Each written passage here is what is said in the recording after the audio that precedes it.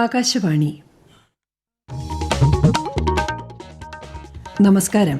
പ്രാദേശിക വാർത്തകൾ വായിക്കുന്നത് ബിന്ദു.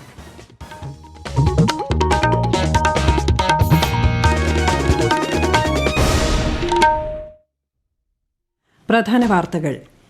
ഒന്നാം ഘട്ട ലോക്സഭാ തെരഞ്ഞെടുപ്പിനുള്ള വിജ്ഞാപനം തെരഞ്ഞെടുപ്പ് കമ്മീഷൻ നാളെ പുറപ്പെടുവിക്കും. NDA പ്രചാരണത്തിന്റെ ഭാഗമായി പ്രധാനമന്ത്രി നരേന്ദ്രമോദി ഇന്ന് പാലക്കാട് റോഡ് ഷോയിൽ പങ്കെടുത്തു. സംസ്ഥാനത്ത് മണ്ഡല പര്യടനം സജീവമാക്കി LDFും UDFും. കേരളത്തിലെ തെരഞ്ഞെടുപ്പ് തീയതി വെള്ളിയാഴ്ചയിൽ നിന്ന് മാറ്റണമെന്ന ആവശ്യമുയർത്തി കോൺഗ്രസ്. പൌരത്വ ഭേദഗതി നിയമം നടപ്പാക്കുന്നത് സ്റ്റേ ചെയ്യാൻ വിസമ്മതിച്ച് സുപ്രീംകോടതി. കേന്ദ്ര സർക്കാരിനോട് വിശദീകരണം ആരാഞ്ഞു. SSLC പരീക്ഷ മൂല്യനിർണ്ണയം ഏപ്രിൽ 3 ആരംഭിക്കുമെന്ന് മന്ത്രി വി. ശിവൻകുട്ടി. സംസ്ഥാനത്തെ ടെക്സ്റ്റൈൽ ഷോറൂമുകളിൽ തൊഴിൽ വകുപ്പിന്റെ മിന്നൽ പരിശോധന. 300ഓളം നിയമലംഘനങ്ങൾ കണ്ടെത്തി. വാർത്തകൾ വിശദമായി. ഒന്നാം ഘട്ട ലോക്സഭാ തെരഞ്ഞെടുപ്പിനുള്ള വിജ്ഞാപനം കേന്ദ്ര തെരഞ്ഞെടുപ്പ് കമ്മീഷൻ നാളെ പുറപ്പെടുവിക്കും. തമിഴ്നാട്ടിലെ 39 മണ്ഡലങ്ങൾ ഉൾപ്പെടെ 21 സംസ്ഥാനങ്ങളിലെ 102 മണ്ഡലങ്ങളിലാണ് ആദ്യഘട്ടത്തിൽ വോട്ടെടുപ്പ്. ബീഹാർ ഒഴികെയുള്ള സംസ്ഥാനങ്ങളിൽ നാമനിർദ്ദേശ പത്രിക സമർപ്പിക്കാനുള്ള സമയപരിധി ഈ മാസം 27 വരെയാണ്. പത്രികയുടെ സൂക്ഷ്മ പരിശോധന 28-നും പിൻവലിക്കാനുള്ള സമയപരിധി 30 വരെയുമാണ്. ബീഹാറിൽ നാമനിർദ്ദേശ പത്രിക ഈ മാസം 28 വരെ സമർപ്പിക്കാം. ഏപ്രിൽ 19-നാണ് ഒന്നാം ഘട്ടത്തിൽ വോട്ടെടുപ്പ് നടക്കുന്നത്. വോട്ടെണ്ണൽ ജൂൺ 4-നാണ്. സിക്കിം, അരുണാചൽ പ്രദേശ് നിയമസഭാ തെരഞ്ഞെടുപ്പുകളുടെ വിജ്ഞാപനവും നാളെ പുറപ്പെടുവിക്കും. പ്രധാനമന്ത്രിയും മുതിർന്ന BJP നേതാവുമായ നരേന്ദ്രമോദി ഇന്ന് പാലക്കാട് NDA തെരഞ്ഞെടുപ്പ് പ്രചാരണ റോഡ് ഷോയിൽ പങ്കെടുത്തു. കോട്ട മൈതാനത്തിന് സമീപമുള്ള 5 വിളക്കിൽ നിന്നും സുൽത്താൻപേട്ട വഴി ഹെഡ് പോസ്റ്റ് ഓഫീസ് വരെയാണ് റോഡ് ഷോ നടന്നത്.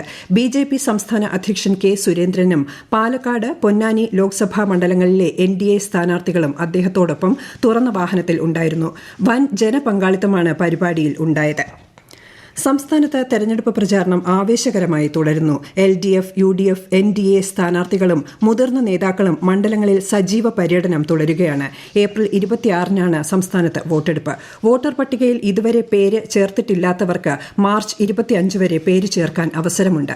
നാമനിർദ്ദേശ പത്രിക സമർപ്പിക്കാനുള്ള അവസാന തീയതിയുടെ 10 ദിവസം മുമ്പ് വരെയാണ് വോട്ടർ പട്ടികയിൽ പേര് ചേർക്കാൻ അവസരമുള്ളത്. സംസ്ഥാനത്ത് നടത്താനിരിക്കുന്ന ലോക്സഭാ തെരഞ്ഞെടുപ്പ് ഏപ്രിൽ 26 വെള്ളിയാഴ്ചയിൽ നിന്നും മാറ്റണം എന്നാവശ്യപ്പെട്ട് KPCC acting president MM Hassan തെരഞ്ഞെടുപ്പ് കമ്മീഷന് കത്ത് നൽകി. കേരളം പോലൊരു സംസ്ഥാനത്ത് വെള്ളിയാഴ്ചയോ ഞായറാഴ്ചയോ വോട്ടെടുപ്പ് നടത്തുന്നത് ഉദ്യോഗസ്ഥർക്കും വോട്ടർമാർക്കും വലിയ ബുദ്ധിമുട്ടുണ്ടാക്കുമെന്ന് ചൂണ്ടിക്കാട്ടിയാണ് കത്ത് നൽകിയത്. പ്രതിപക്ഷ നേതാവ് VD സതീശനും ഇത് സംബന്ധിച്ച് തെരഞ്ഞെടുപ്പ് കമ്മീഷന് പരാതി നൽകിയിട്ടുണ്ട്. ലോക്സഭാ തെരഞ്ഞെടുപ്പിലെ പ്രകടന പത്രിക സംബന്ധിച്ച ചർച്ചകൾക്കായി കോൺഗ്രസ് പ്രവർത്തക സമിതി യോഗം ന്യൂഡൽഹിയിൽ ചേർന്നു. കോൺഗ്രസ് അധ്യക്ഷൻ മല്ലികാർജ്ജുൻ ഖാർഗെ, മുതിർന്ന നേതാക്കളായ സോണിയാഗാന്ധി, രാഹുൽ ഗാന്ധി, പ്രിയങ്ക ഗാന്ധി, P. ചിദംബരം, KC വേണുഗോപാൽ തുടങ്ങിയവർ യോഗത്തിൽ പങ്കെടുത്തു. പ്രകടന പത്രികയ്ക്ക് അന്തിമ അനുമതി നൽകാൻ കോൺഗ്രസ് അധ്യക്ഷൻ മല്ലികാർജ്ജുൻ ഖാർഗെയെ യോഗം ചുമതലപ്പെടുത്തിയതായി യോഗത്തിനു ശേഷം KC വേണുഗോപാൽ മാധ്യമങ്ങളോട് പറഞ്ഞു. പൌരത്വ ഭേദഗതി നിയമം നടപ്പാക്കുന്നത് സ്റ്റേ ചെയ്യാൻ വിസമ്മതിച്ച് സുപ്രീംകോടതി. ഇതു സംബന്ധിച്ച ഹർജികളിൽ മറുപടി നൽകാൻ കേന്ദ്ര സർക്കാരിന് സുപ്രീംകോടതി 3 ആഴ്ചത്തെ സമയം നൽകി. Chief justice DY Chandrachud, justice Pardiwala, justice Manoj Mishra എന്നിവരടങ്ങിയ ബെഞ്ചാണ് ഹർജികൾ പരിഗണിച്ചത്.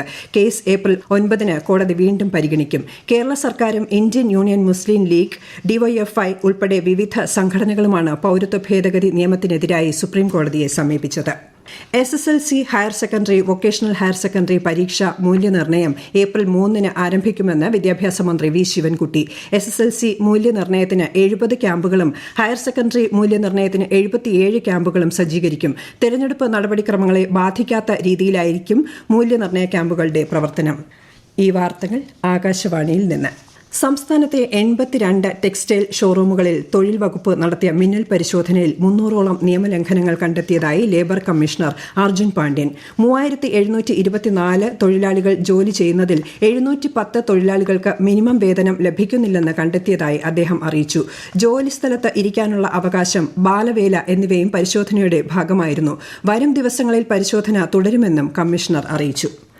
ലോക്സഭാ തെരഞ്ഞെടുപ്പിനോടനുബന്ധിച്ച് വിവിധ സാമൂഹ്യ മാധ്യമങ്ങൾ നിരീക്ഷിക്കുന്നതിനായി സംസ്ഥാന തലത്തിലും ജില്ലകളിലും സോഷ്യൽ മീഡിയ നിരീക്ഷണ സംഘങ്ങൾക്ക് സംസ്ഥാന പോലീസ് മേധാവി ഷെയ്ഖ് ദർവേഷ് സാഹിബ് രൂപം നൽകി.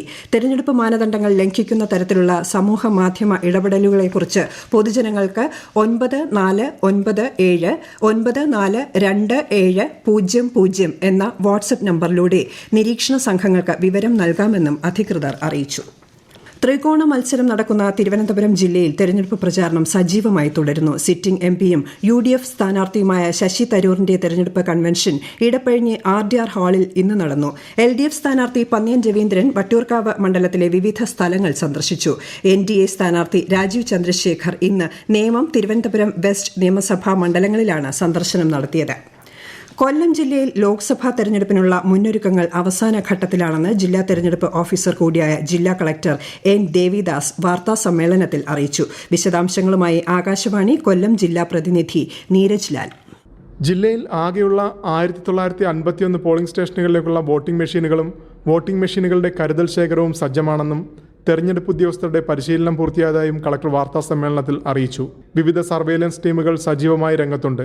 ജില്ല തമിഴ്നാടുമായി അതിർത്തി പങ്കിടുന്ന തെങ്കാശിയിലെ അതിർത്തി ചെക്ക് പോസ്റ്റുകളിലെ പരിശോധനയും നിരീക്ഷണവും ശക്തമാക്കി സുരക്ഷ ഉറപ്പാക്കാൻ തെങ്കാശി കളക്ടറുമായി ഇന്റർസ്റ്റേറ്റ് ബോർഡർ മീറ്റിംഗിൽ ധാരണയായിട്ടുണ്ടെന്നും കളക്ടർ വ്യക്തമാക്കി. ഒരു നിയോജക മണ്ഡലത്തിൽ 5 മാതൃകാ പോളിംഗ് സ്റ്റേഷനുകളും ഒരു പിങ്ക് പോളിംഗ് സ്റ്റേഷനും എന്ന നിലയിൽ ജില്ലയിൽ 55 മാതൃകാ പോളിംഗ് സ്റ്റേഷനുകളും 11 പിങ്ക് പോളിംഗ് സ്റ്റേഷനുകളും സജ്ജമാക്കുമെന്നും കളക്ടർ അറിയിച്ചു.